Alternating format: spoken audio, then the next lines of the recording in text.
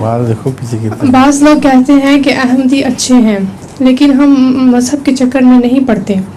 बस इंसान को खुद अच्छा होना चाहिए। मसला ये कि नमाज़ पढ़े, रोज़ा रखे और लोगों से अच्छा सलूक करे। यानी ये कि अहमदी होना क्यों ज़रूरी है?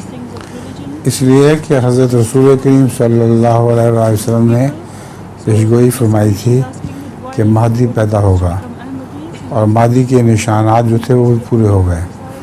तो उस महदी को ना मानना ये अल्लाह ताला के हुक्म का इनकार है। इसलिए बाकी नेकियां कोई काम नहीं आती जब तक वक्त के इमाम को ना माना जाए।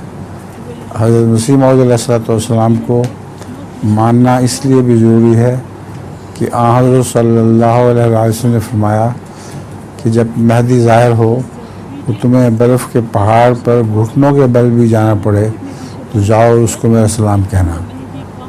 तो जिसको रसूल सल्लल्लाहु अलैहि वसल्लम भेजा हो उसको काफिर या मुनकर, उसको बेमसब कहें, तो कितने गुनाह की बात है। इसलिए अहमदी उनके पीछे ना नमाज़ पढ़ते हैं, ना उनको अपना इमाम मानते हैं जिन्होंने खुदा के इमाम का इनकार कर दिया।